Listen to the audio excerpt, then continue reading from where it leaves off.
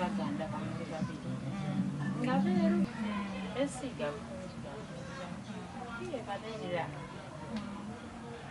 twabaamu kwakwizaganya bya ssente kuba nase kati ebbi nga nendaaba ewulapisa iwootanirira olowooza oyitwala wa ssente dootuuku toyenda kwesiiga ebizibu ife tutanga ssente okwesiiga ebizibu twanira abasaada bakola ki batwetanira baatu aye buti when you were black ofaanana sepicha yenye bafumbiramu ki emmere ate iwona atola wa ssente donatuukiza nga ndikwenda amitwalo 10 nampoleka ati kale tutusobola akuba iwe oli mwirugavu ino bakukobeire mu kala yaffe wadde ema katwagigula bugula otalowooza oti ekala bagizaalamu twagigula bugula wenagula edda kunirira aye katuwole yeetaano kuba tonirira oli mwirugavu ekyo kyaniza kyanuma ino nakuba nti owo yenaye luka tuidagira mu gulupu ndala era ssaawa eno baida n'owange twasulaawo twajagana tuzira buzibu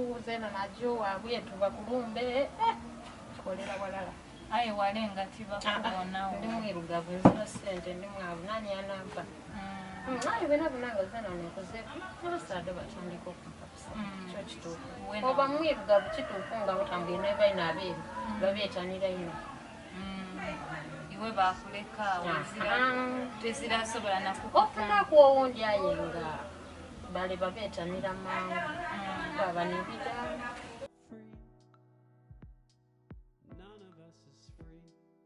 If you really trace colonialism, slavery, all those things, the whole people's band of it was extraction of minerals and extraction of resources, so that they could profit one group and disempowering another. So, in other words, colonialism was a profit-making scheme. Slavery was a profit-making scheme, and capitalism was rooted a lot more in some extent in some of the structures and some of the systems that were there. So indirectly, it could have been part of the cause due to the social structures that came up as a result of it, particularly racialized capitalism. When you're looking at the racial disparity, then I guess more directly now would be how then the profiting of that social construction. I think that's a more direct and more obvious relationship, because it's now people now profiting from making money because they're saying, okay, there's a demand for a product, so that you're not supplying it. So the demand, yes, might have been created by other causes, by the social construction of perception of what is beauty. Then people are just coming in and they are now supplying the product. It's like they say that all lightening products are banned from being sold here in Uganda. It's like they say. It's like they say. Because as a business person, you pay tax, you pay license to the government for your business you're doing. Don't they know that this is what you're selling?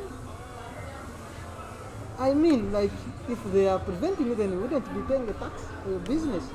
So do you hide them because they are here? They are not hidden. So are those your friends who tell you? Is it like government? Where do you get this feedback? I just hear it from people.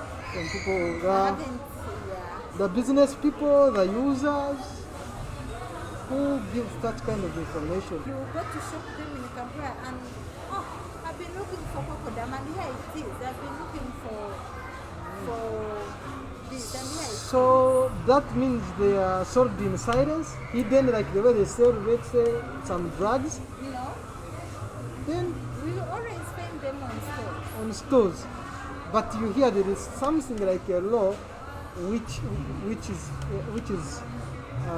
is preventing people from selling them. Yet they are of importance, as you're saying. But if I had real money, that is the truth. If I had money to have a bigger business, Yes. I think the biggest percentage of my cosmetics would be comprised of those products. Of the skin bleaching products.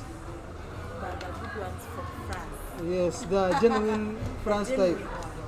You know, Google has all the information you want. Images, you have images, you have the names of that product, and you can even take a screenshot of this product and you go everywhere looking for it because you want it, and you'll actually get it because it is there on market, though not publicized. So this is how best people get these products. Or if you have someone you're in touch with, Okay. you can easily access something. You get someone knows this product, or they have discussed about it maybe in your small circles, and they get you to this. Connections and internet, I think, are the best ways. Like, this is what the people use to access these products. So are there specific companies known for dealing in skin lightening products? Yeah, you really do. Of course, you cannot pinpoint someone on this issue, but there are these things you hear around, actually in Uganda here. These people that be advertising, I've seen them on Uganda TV. They want to advertise, if you want to look, you change your skin color, be white, change, the size of your body. People like, those people. Those are the people. No, for me, I actually order some from my sister in the UK. Then I buy some online. That it depends. I get some on Kiku, I get some on Alibaba. Then I have a Chinese friend of mine too in Kampala that brings me some. So I basically get them from all around. But some of the products I get them from Nigeria and some from Congo as well. Awesome. To a little bit of our knowledge is that there was a time when the government banned some of these products on the market, but you still find a laxity and some of these products getting into the market. What do you think is the loophole that lets this keep happening? Oh, that is corruption. It's corruption. Come on, guys are after money, right? So if I bring my Carolites, fine, they stop Carolite from entering the country, right? But even if you go to Kampala, you'll find it in almost every shop, every cosmetic shop, right? How do they get it in? No one is going to smuggle just Carolite plain and leave other cosmetics. No, they'll have to pay extra money at the border To make sure the Carolite gets They tell them, you know what? This I'll give you extra, and in that way they bring them into the country. So that's, of course, it has to be corruption, money, and you take. An interesting question probably for you. Have you ever used or considered using lightening cream? Yes, I have, and I'll always say I have, cause as like a tone down, but to me I believe more in natural products. Yeah, actually, not mainly my cosmetics, but like I've had a number of people that have used several lightening products, several of them, and like lightening creams are not very easy to use, I have to be honest. If you go to someone that does not really know how to mix them well, trust me, you'll regret so much. Yes. But again, if you go to someone that knows what they are doing, you won't regret. But there are certain people that come to me with patches, like you find that the knuckles are dark, then you find like the legs are different colors, they have dark bands around the eyes and all that. And most of those people regret. Yeah. Bampulira bulungi abandi beba kubiziga ebyo amaiso galaga ebiziga ebyo twesiga ebyekwewasa oli yedda yakubuza ate kaali kubiziga ebyo nti kati nze nabibwako lwaki lw'amaiso galuma gavaamu amazzi. It's the spark that's in your sister's eye. Skin lightening refers to the use of chemical compounds in the form of creams, pills, and injections with the aim of altering the tone of skin to become lighter. The terms bleaching and whitening are synonyms of skin lightening.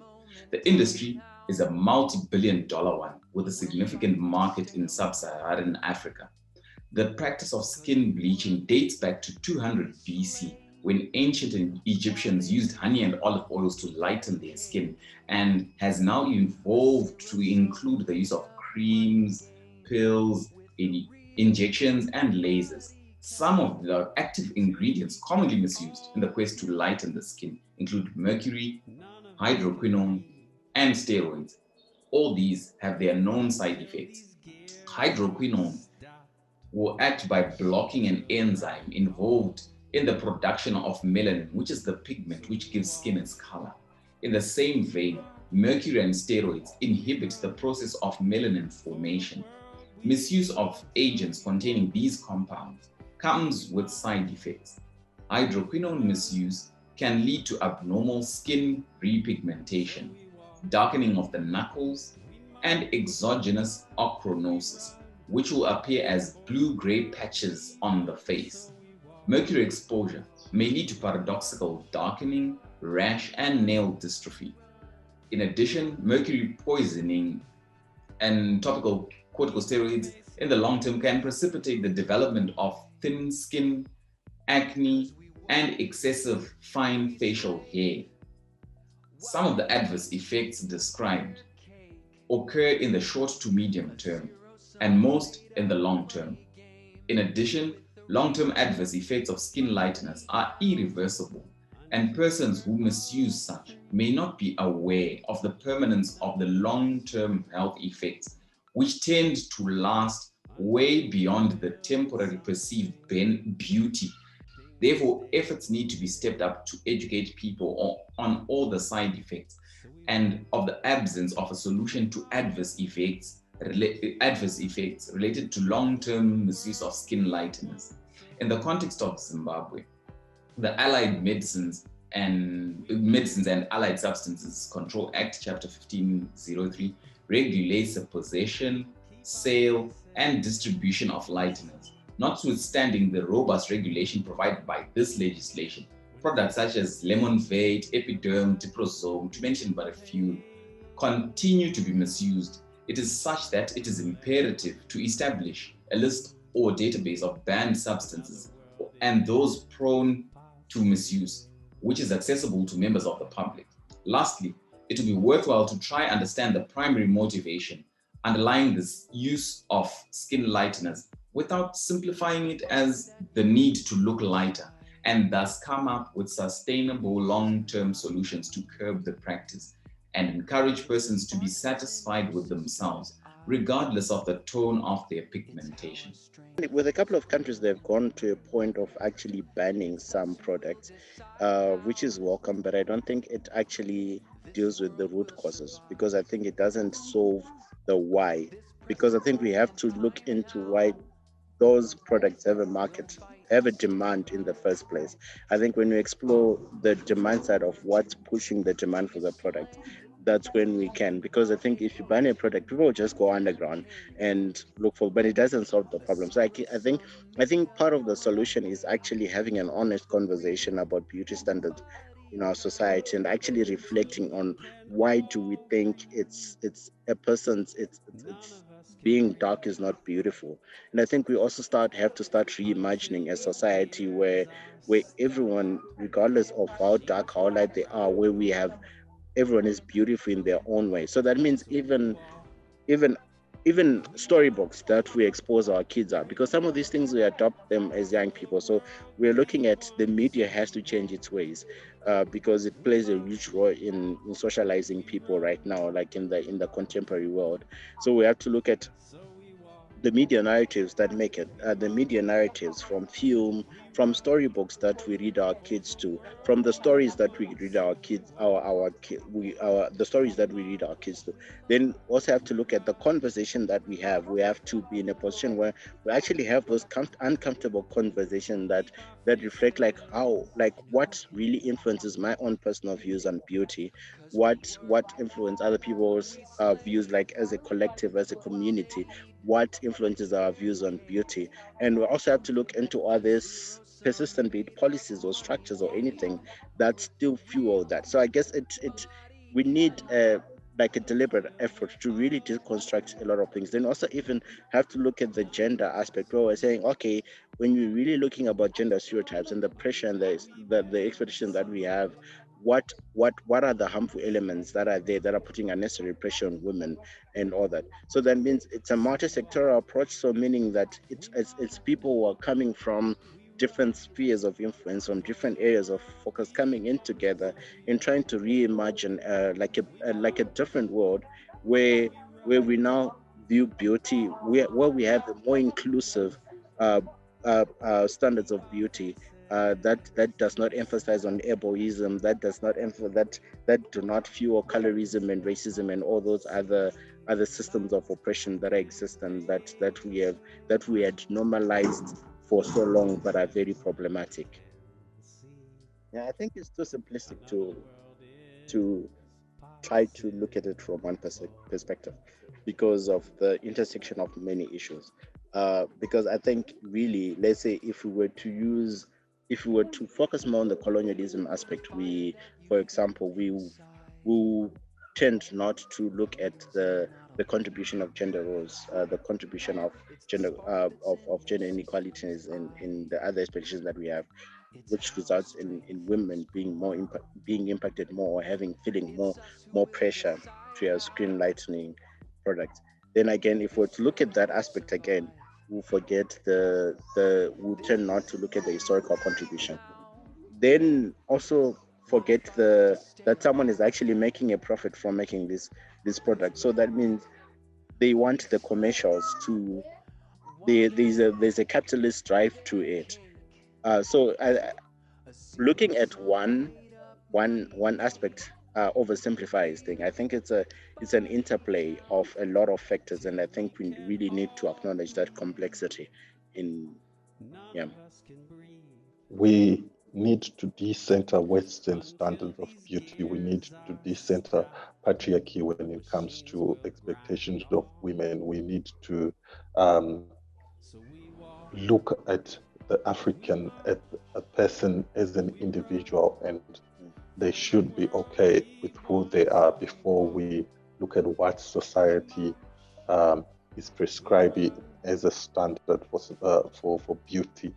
That's the only way we can be able to move forward and reduce the impact of issues like we were talking about skin lightening on society.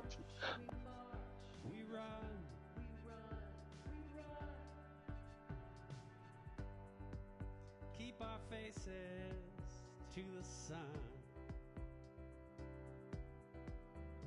when it's hard to see the light. We'll campaign on till everyone can see another world is possible.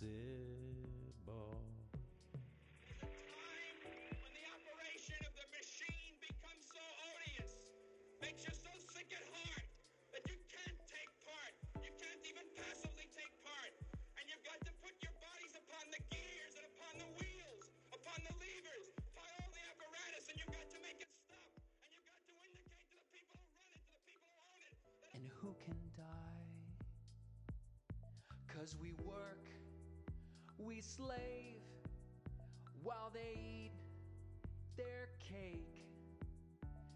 A zero-sum made-up money game with a real body count. Until we're all free, none of us is free. Until we